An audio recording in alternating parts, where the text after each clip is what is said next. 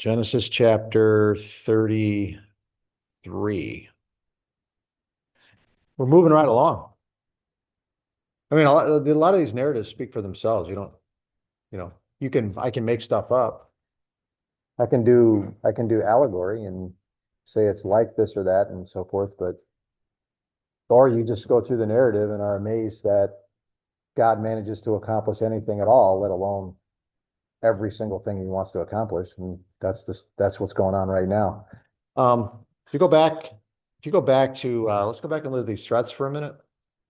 The threats to the covenant are a major theme, as I said before, the major thematic thread that runs all through the book of Genesis. And you might think, well, once Jacob gets back to Canaan and he settles things with Esau peaceably, then it'll be smooth sailing for the people of God in Canaan. That nothing could be further from the truth. In fact, there's another threat to the covenant, a mortal threat to the covenant, coming right around the corner in chapter 34 after the encounter with Esau. So we'll take with Dinah. We'll take a look at that.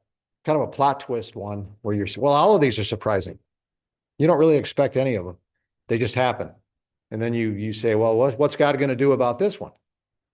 What's God going to do about Laban? What's God going to do about Ishmael? What's God going to do about Esau? What's God going to do about the next one? And the famine in Egypt that's coming further down the road. So there they are. We're in that last one right there on the list, 32 and 33. We're in the middle of a 5-chapter section on this ordeal that produces 11 of the 12 tribes of Israel, because that's really the point of the story, that somehow, amazingly, in this mess, 11 of the 12 tribes originated with 4 different wives, and this dishonest, deceitful father of the daughters. But that's the story. So that's the story we're going to talk about. So we're in chapter 33, but here's the end of chapter 32 where we had that wrestling match. I think is that the only contest between God and man well, not only is it a contest between God and man, the man fights God to a draw, to a tie, until God decides he's going to make sure that the other guy knows who's who, and he merely touches his thigh, causing Jacob to walk with a limp for the rest of his life and become institutionalized. What do you call that? What's another word for that? Enshrined in Israelite history. They do not eat from the sinew of the hip because of this event. So that's the last story we were just we just talked about. This happened just as he's leaving, after he's left Padan Aram, and he's about to arrive back in Canaan. This is the story that precedes his encounter with Esau. So just on the eve, literally, of Jacob, it's a long night, a couple of long nights for Jacob. I don't know how long he went without sleeping, but these things happened. This is wrestled all night, right here, right? You know what he says? Wrestled with him until daybreak. Well, look at the next chapter. And then Esau lifted up his eyes, and there was Esau. So he goes from this all-night wrestling match with God Almighty in human form of some kind. That's got to be exhausting. And then immediately there's this narrative compression, right? There's no distance between in the narrative. Doesn't matter in a sense how much time elapsed. What matters is, from the narrative standpoint, he wants to pack these events together in the narrative, in Jacob's life. Jacob goes from this wrestling match with God, where he gets permanently crippled, and it lasts all night. I don't think they took water breaks. To immediately, there's Esau right in front of him.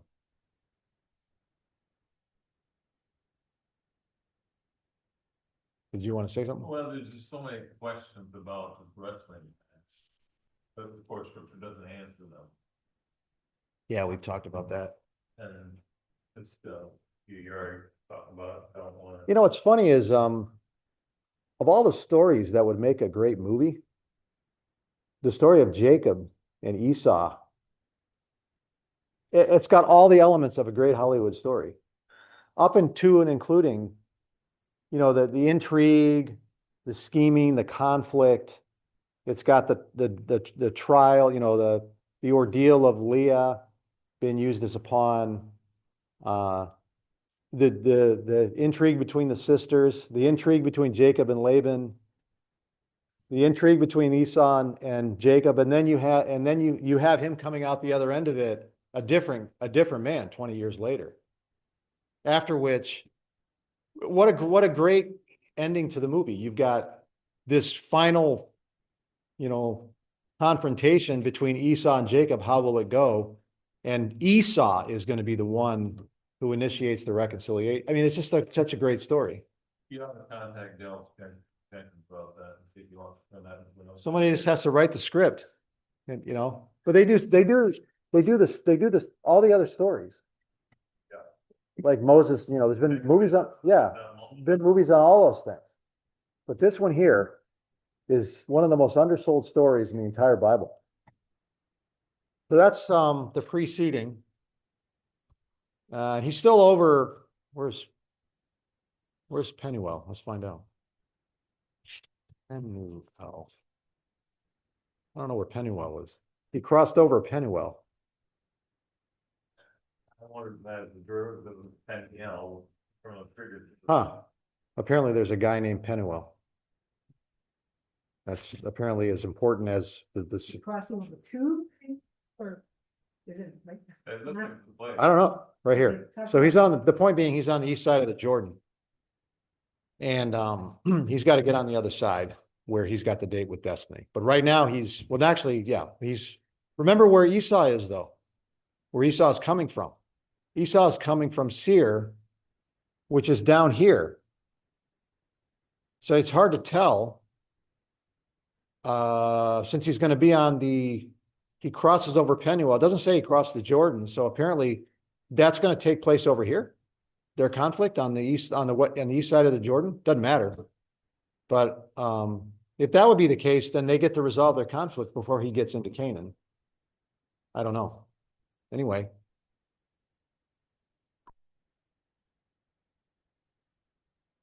That's that. So that's the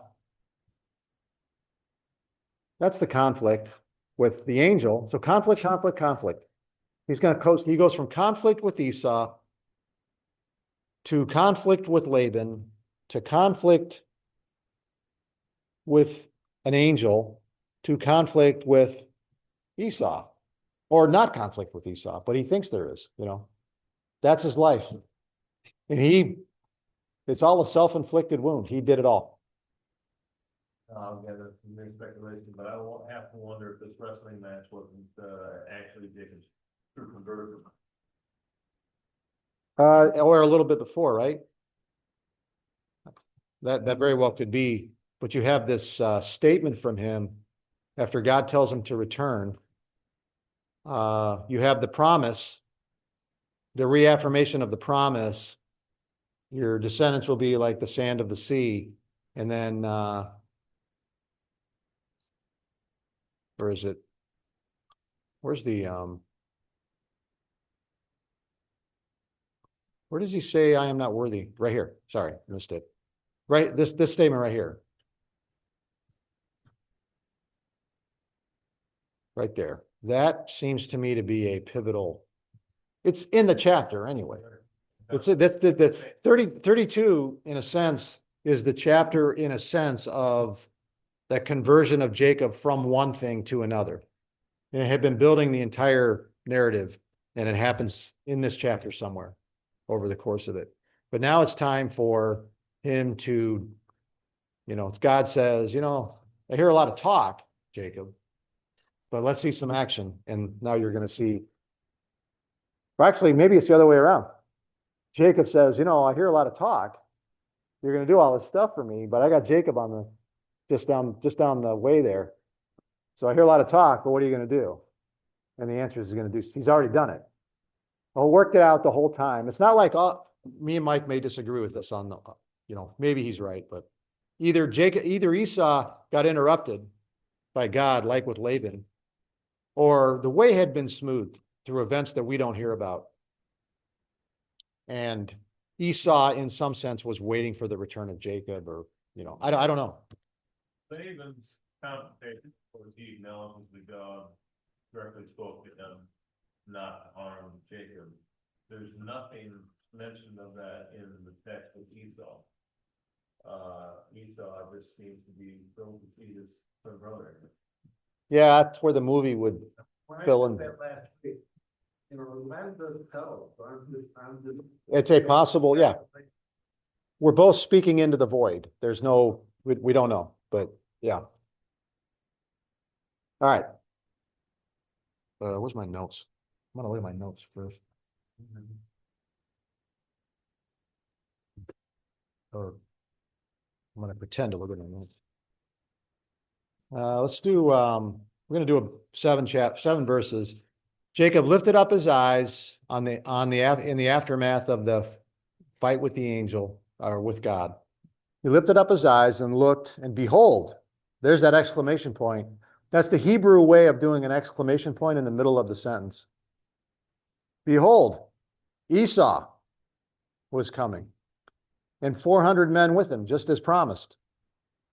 So he divided the children among Leah and Rachel and the 2 maids, and he put the maids and their children in front. Boy, you can really see the status thing come through here.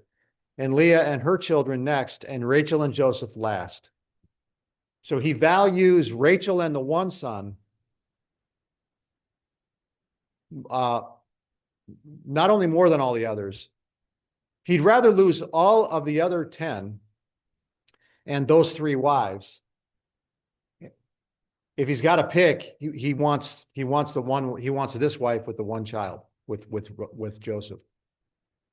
And then, so Rachel has 6 kids, but he'd rather lose them. And I'm sorry, Leah. He'd rather lose them than lose Rachel and Joseph. I'm just reading the narrative. I'm not the one that wrote it or ordained it. But he himself passed on ahead of them and bowed down to the ground 7 times until he came near to his brother. His brother. Now he's his brother. Hint, hint. So before he sent them forward and he stayed back, and you kind of wondered, is he going to send them first? Then he has this wrestling match with the angel. Now he moves out in front of them. So if anybody's going to die first, it's going to be Jacob, and then Esau can just take everything. Then Esau ran to, so Jacob comes out, he bows to the ground. He doesn't run up to Esau. Esau runs to him. That's the language. Ran to meet him and embraced him. So Jacob didn't initiate, Esau did. Fell on his neck and kissed him, and they wept. And he lifted his eyes and saw the women and the children and said, "Who are these with you?"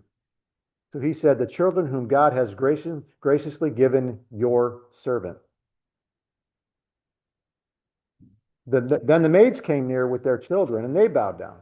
Leah likewise came near with her children, and they bowed down. And afterward, Joseph came near with Rachel, and they bowed down.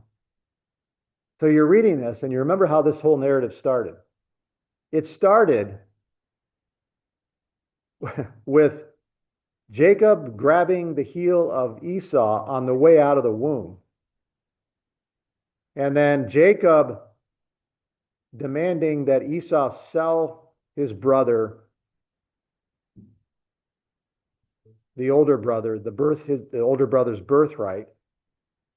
There's Esau doesn't do anything wrong in the narrative. He makes a mistake. He sells the birthright, but he doesn't do any, well, he married the 2 Hittites, I guess, but he doesn't do anything to anyone.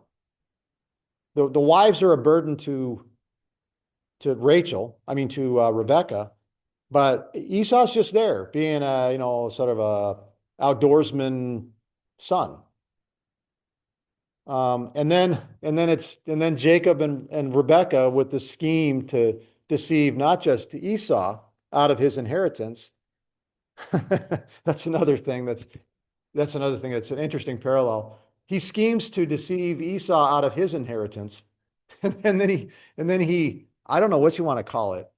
He's involved in some sort of scheme in his own mind to gain the inheritance of the sons of Laban on the other side. So it's, there's all these eerie, shadowy kind of, I don't know, subplots that go on in this that it doesn't, like I said before, it doesn't repeat, but it rhymes. You just keep coming back to this, to the same kind of thing in this book. And that's the case here with Esau and Jacob. But that's been the history of Esau and Jacob. Jacob just at every turn on Esau. Go ahead. Seeing some parallels here with the prodigal son, the parable of prodigal son. Where was the older brother when the prodigal son was returning? He should have been running to his brother and meeting him like Esau did with Jacob. Yeah, then it wouldn't be a parallel. It would be Right. contrast. That's right. It calls to mind like the prodigal son story, but Esau is behaving the way that the prodigal son should have behaved. Way that I'm sorry, the younger son. The way yeah.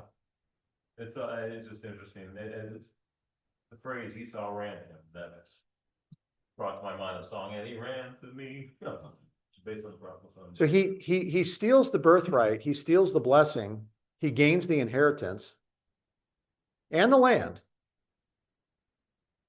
So Jacob comes out on top, but by 20 years later, he will return in the most prostrate.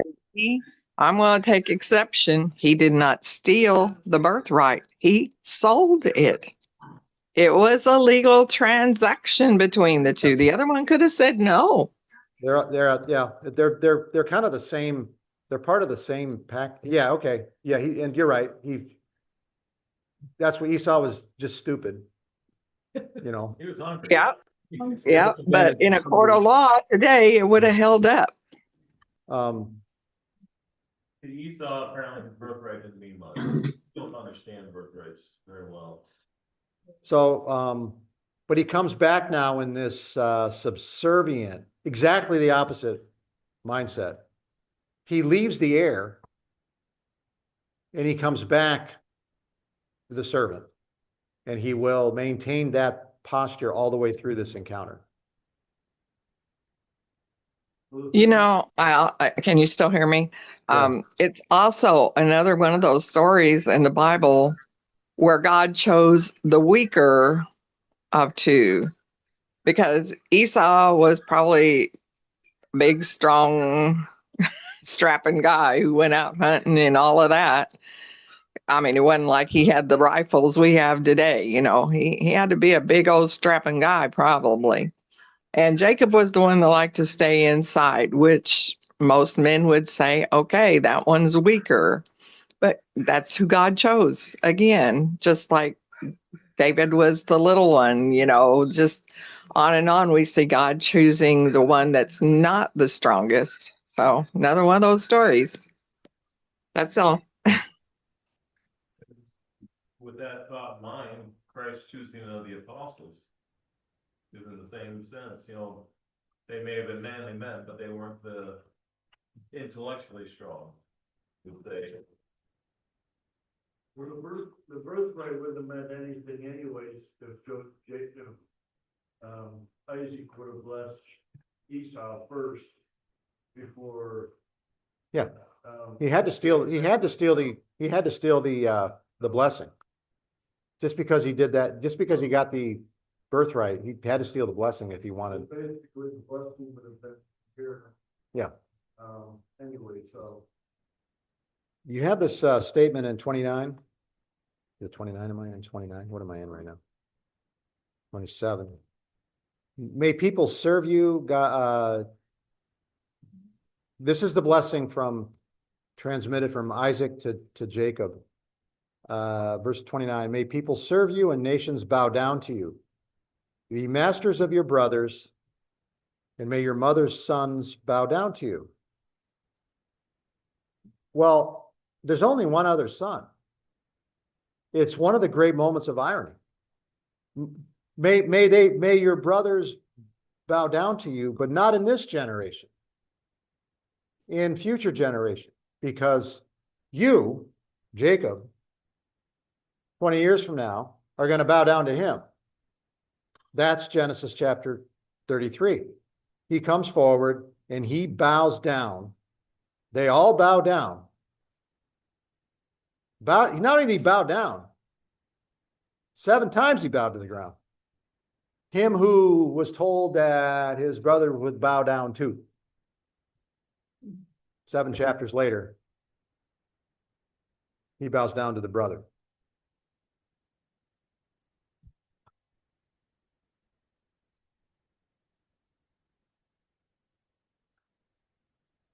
So now we find out in verse 4 here, we finally get Esau's, the author has been holding it back. You know, what is Esau, what are Esau's real intentions? No hint. Well, no, there is a hint. The hint is he's coming out with 400 men. So, it leads you to believe that everything in the narrative leads you to believe that the only thing holding back Esau would have to be God himself. And you have a pattern with Laban, that's how God would do it. Instead, you get this.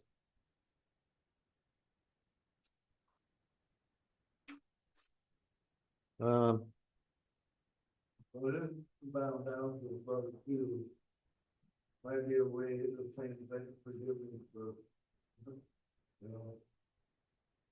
so. Yeah, I agree. And there's probably also with the size of the gift he was giving, I think there might have been this sense in Jacob's mind of just offering it to him. I did this. I've got the God of our fathers. He'll take care of me. I'm reading between the lines now. If you want it, the gift then would be a down payment. So that could have also been, Esau could have also read it that way. That Jacob was trying to make things right. And he says, no, because he's going to say, I've got plenty in a little bit, but we'll take a look at that in just a second. So that's 1 through 7. It's a short section. Oh, I'm missing a page. No wonder. I don't have any more to say about that, I don't think. Really slows down the narrative. This is something the author's really interested in. It's like the story with Joseph. He motors through narratives about Isaac and Abraham. But man, when he gets to Jacob, he just really slows it down. You hear what people say, you find out what they're really feeling. You get a sense of the emotional content, the emotional nature of things with the language that's used. Like this statement right here, they wept. That 20-year trauma that Jacob was living through, because he knew he had a date with destiny with Esau, and this is how it's going to come to an end. They're going to weep together, both of them.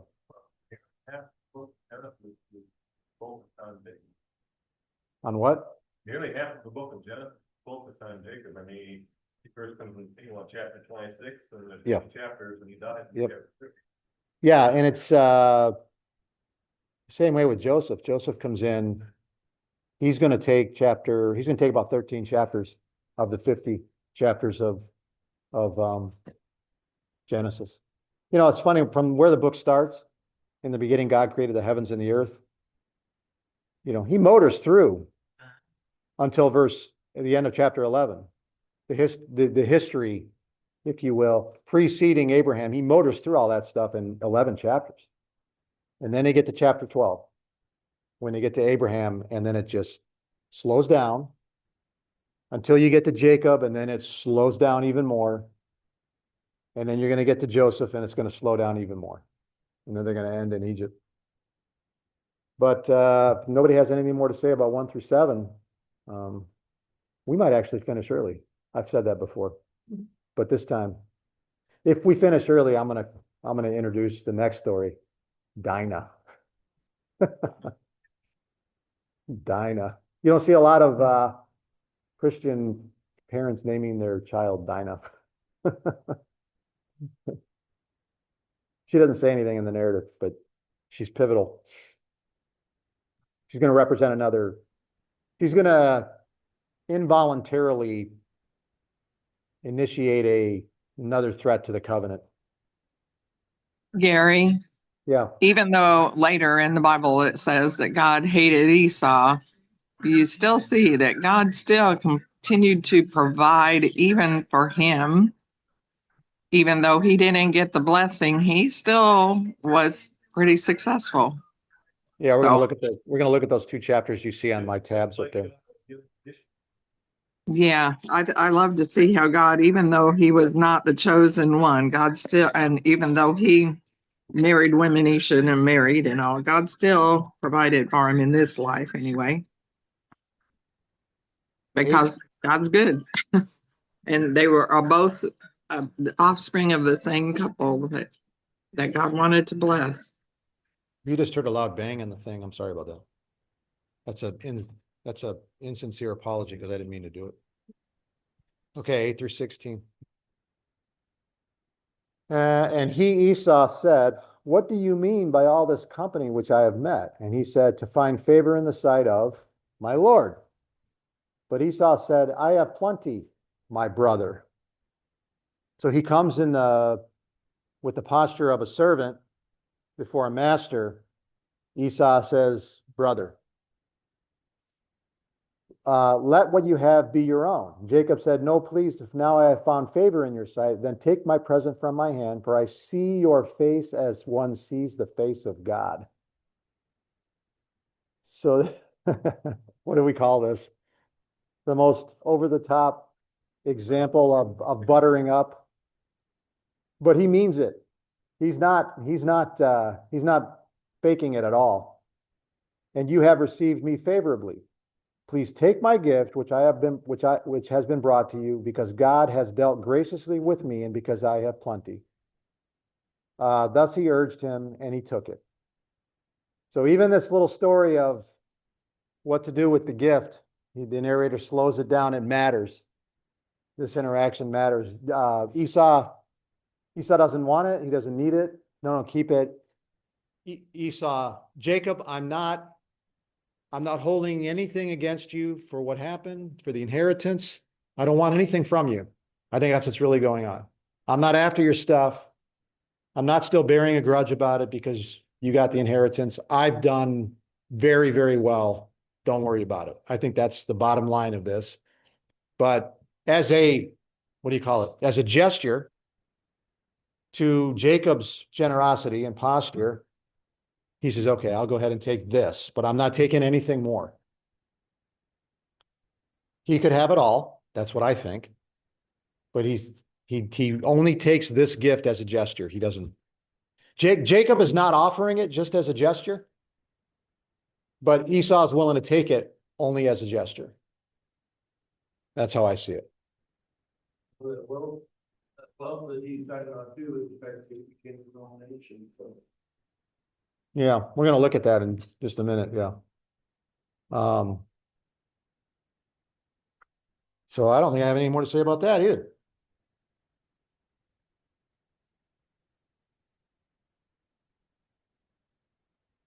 And where is the inheritance?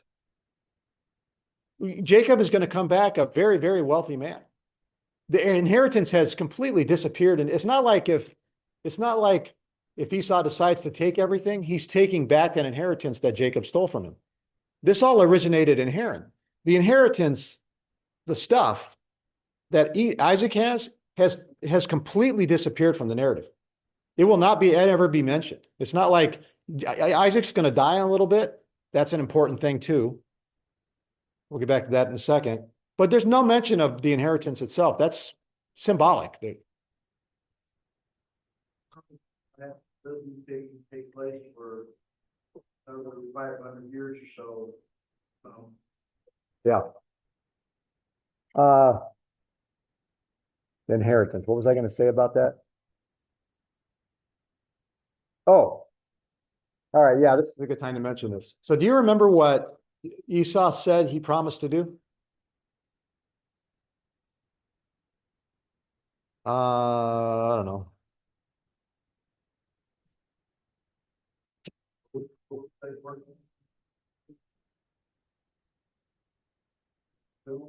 Yeah.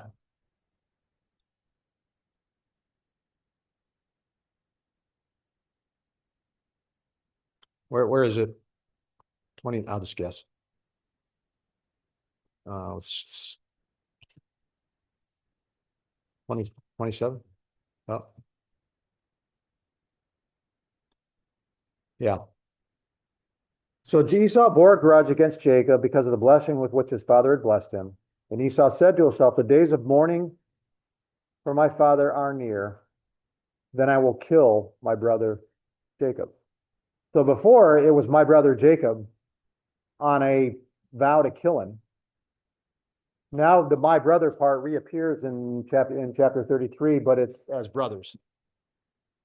And he says, I will kill my brother once my father is dead. Well, his father's not dead yet when they meet again. So he's still under, I mean, theoretically, he's still under his own oath not to kill Jacob yet because Isaac is still alive. So you could have expected Esau to come up at the very least and say, all right, when my father is dead, I'm going to kill you. But he doesn't say when my father is dead, I'm going to kill you. He says what he said. This is the way the narrative goes. So it's just all kinds of surprises. It's just a great story. It's just great. And it's great storytelling.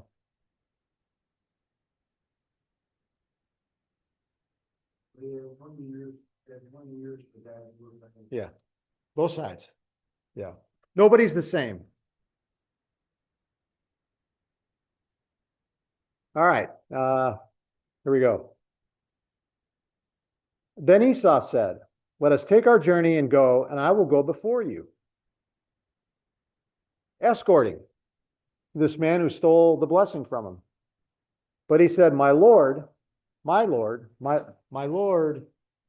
Esau, you, Esau, knows that the children are frail and that the flocks and herds which are nursing are a care to me. And if they are driven hard one day, all the flocks will die. Please let my Lord pass on before his servant, me.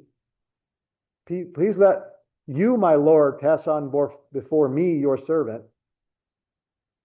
And I will proceed at my leisure according to the pace of the cattle that are before me and according to the pace of the children until I come to my Lord, you, Esau, at Seir. So I just got to wonder at this point if Jacob is still not quite sure. So he's doing the thing where he says, well, I don't know about this. Maybe I can get him to, I'll feel a lot better if he's willing to just go. I'll feel a lot better if he's willing to go, and then I'll know. But if I go with him, I could be walking into, I don't know. I'm reading between the lines, but I know that, I know enough about Jacob to know the mind is moving a lot. It could all be on up and up and everything is fine, but he really does not want either Esau or any of his men, his company, to stay with him at this point.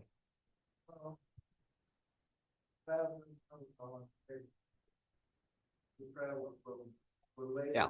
Down to where he's at now either. So he understands that he works with all his animals, children,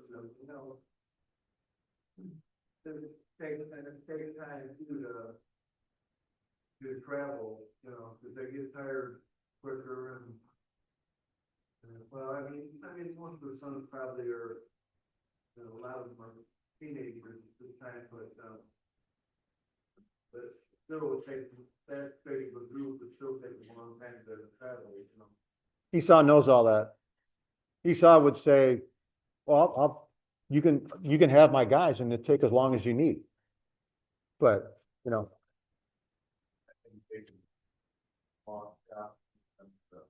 Spend much time together that thing go bad. yeah, there's that. There's the straight up and up on it. Just take the story at face value. There's no malintent and there's no scheming going on at all. Or there's that. I don't want him spending any time with them. Or I don't quite trust him yet. I just want to get him on his way and I'll, I don't know. My hunch is the first.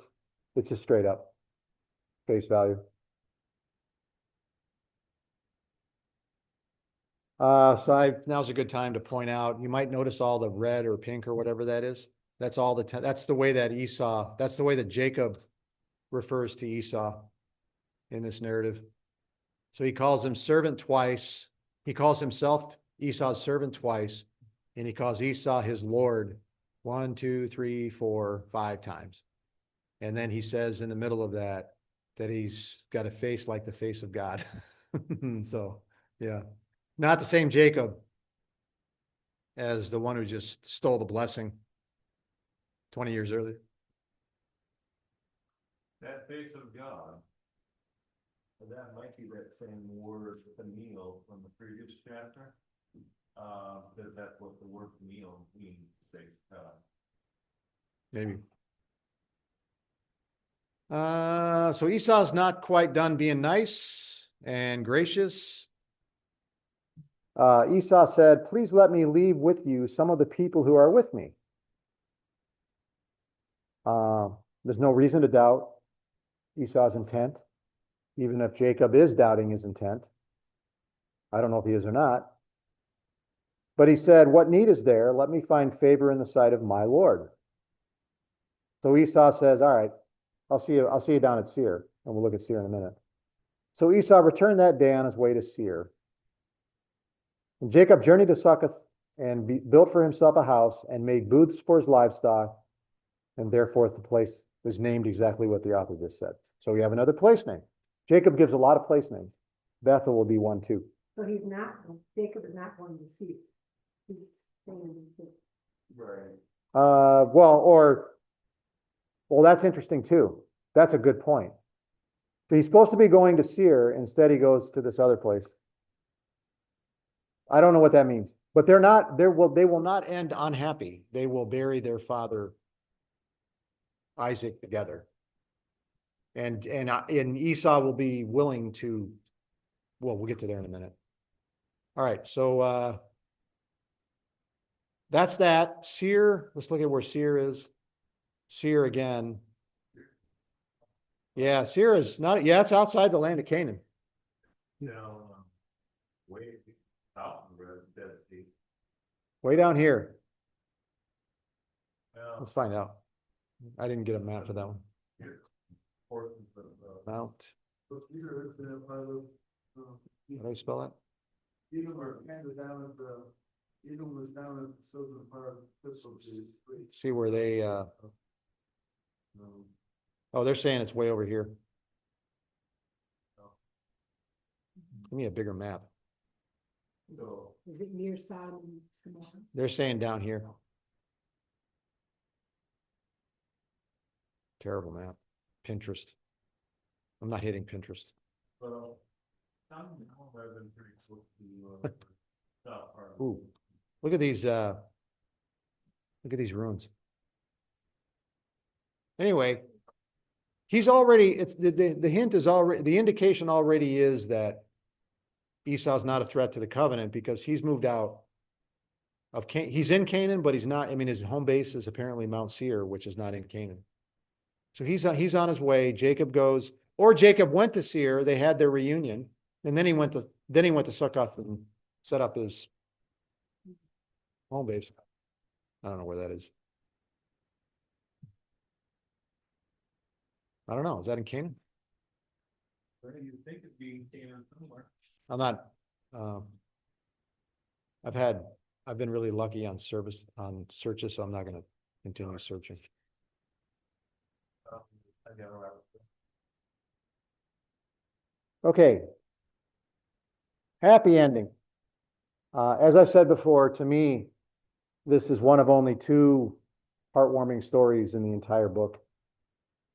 The next one's coming at almost at the end, 44, I think it is. But this one here, this is just a great ending to a 20-year drama that Rebecca and Isaac played no part in. They're finished. We're not going to hear it from Rebecca again, I don't think.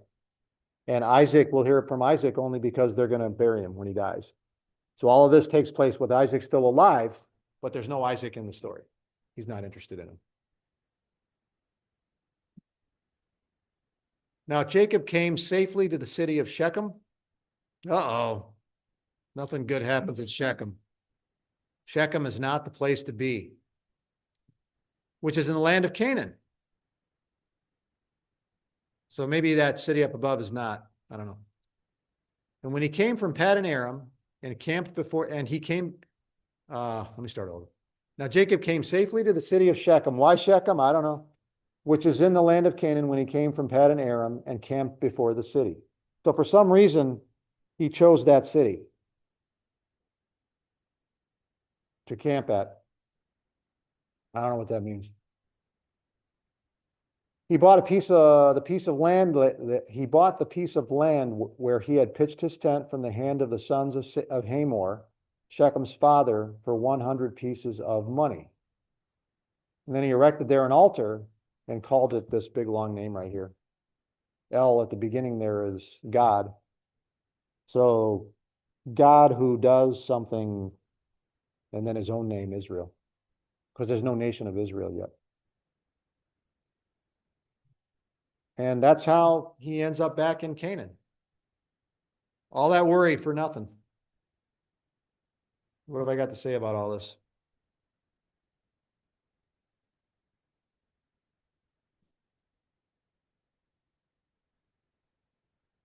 Let's see.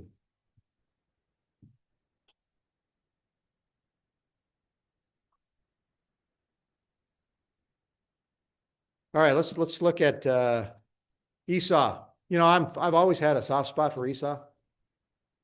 I kind of like Esau. Just like I have some sympathy for what Simeon and Levi are going to do in the next chapter.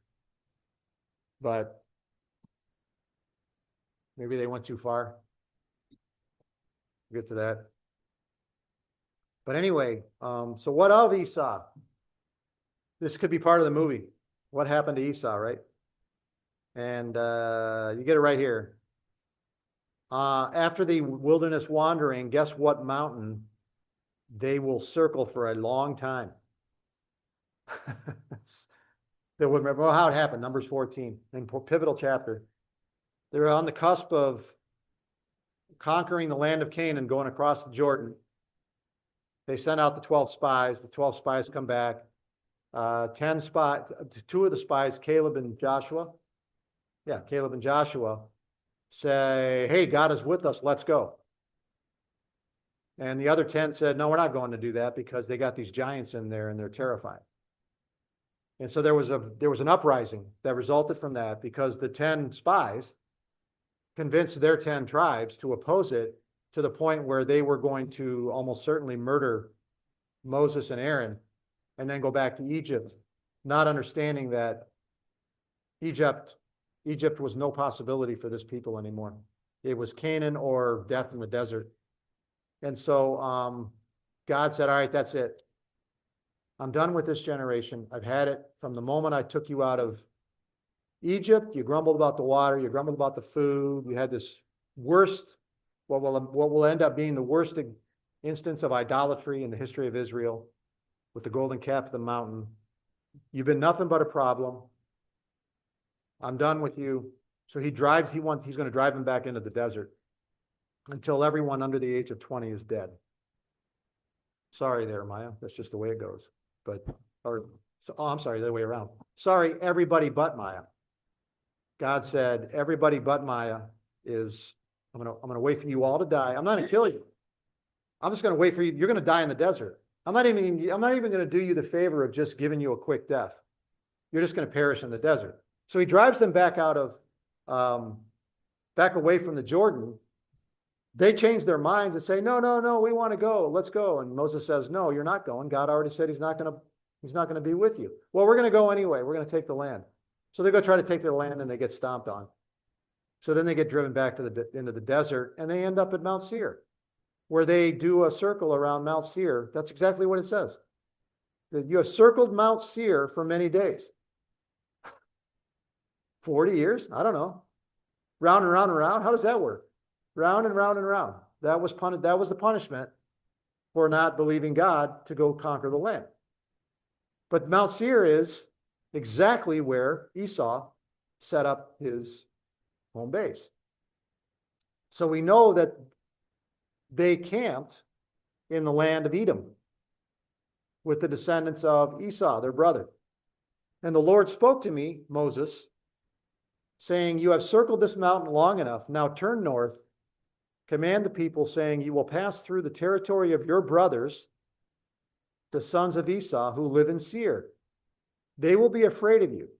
Be very careful. Do not provoke them, for I will not give you any of their land, even as little as a footstep, because I have given Mount Seir to Esau as a possession. So he took care of Esau.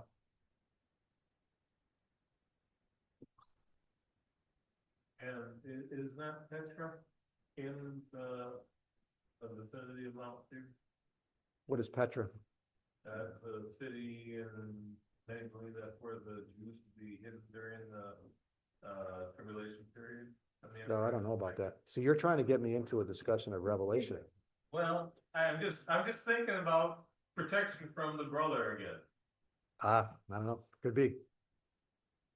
So there's that. Esau comes out looking pretty good, in very, very favorable look. In many ways more favorable than Jacob. But then you have this statement in chapter 12 of Hebrews. Yeah. See to it that there be no immoral or godless person like Esau, who sold his own birthright for a single meal. So he associates the birthright, the selling of the birthright, with the blessing, the stolen blessing together, and the inheritance being given to Jacob. For you know that even afterwards, when he desired to inherit the blessing, he was rejected, for he found no place for repentance, though he sought for it with tears. Then the question is, who wouldn't repent? Because Esau couldn't do more to try to. I mean, what else could he do? And I've never been sure about how to interpret this other to think than the repentance was on the part of Isaac. There was no place in Isaac's heart for changing his mind, even though Esau begged him with tears to change his mind. Please bless me also, Father, even me. Isaac said, I've already given a blessing. You're going to get a curse. That's the way the story went. So this verse has always been a bit of a mystery to me, unless he means something like that. But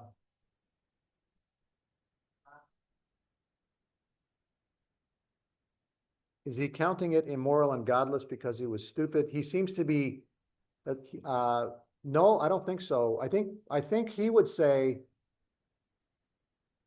the selling of the birthright was indicative of the immoral and godless person that Esau was. Or something like that. As a competitor to the inheritance, to the promise.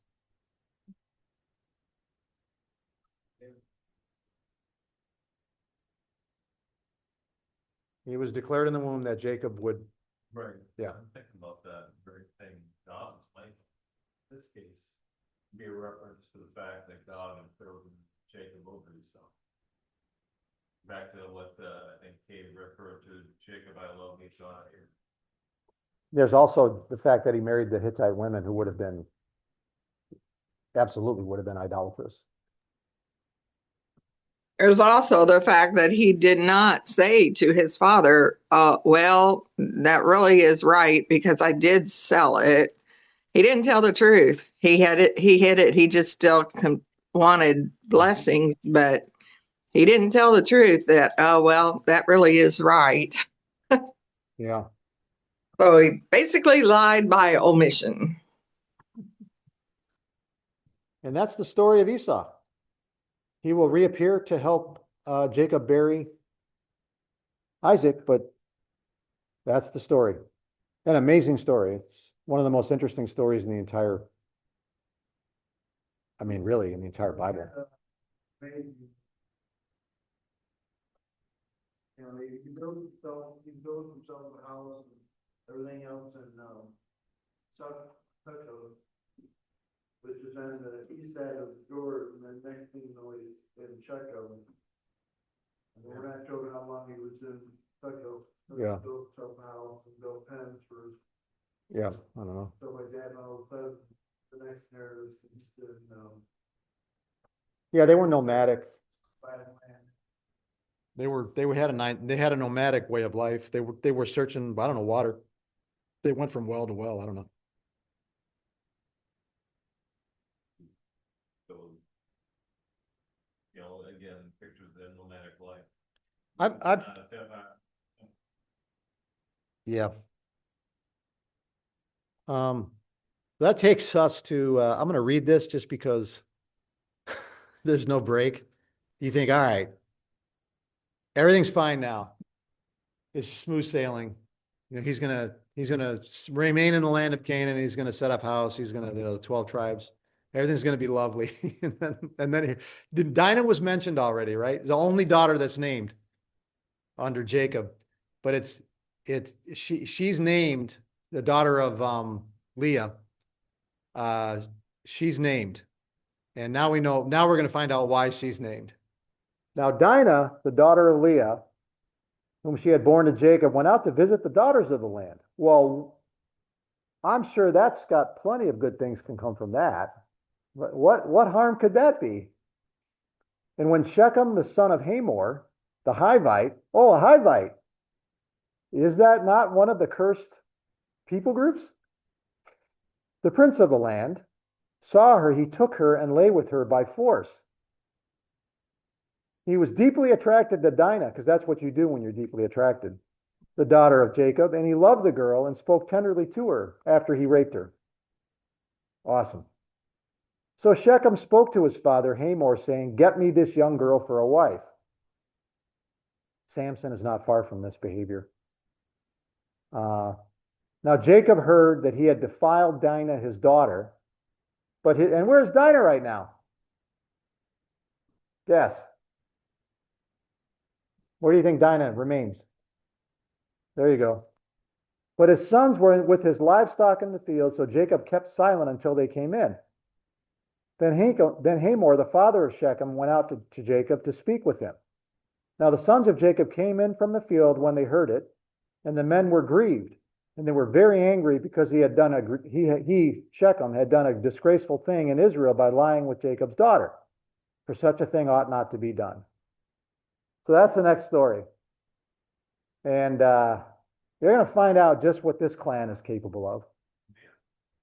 They're not to be trifled with either at this point, but not Jacob, it's the sons. So that's the setup. And this is going to lead to another threat to the covenant twice over, 2 different threats through this event. Dinah doesn't speak. This just happens to her, kind of like Bathsheba, who actually does speak, but not until 1 Kings, when Adonijah tries to steal the throne from Solomon, and she has to go to David and say, "Hey, man, you promised the throne to Solomon." That's when you find out that Solomon was promised the throne. But she's silent throughout this whole thing. But she's going to be the, I don't know what you want, catalyst for the next threat to the covenant, threat after threat after threat. So that's what we'll get to the next time. Thanks for joining.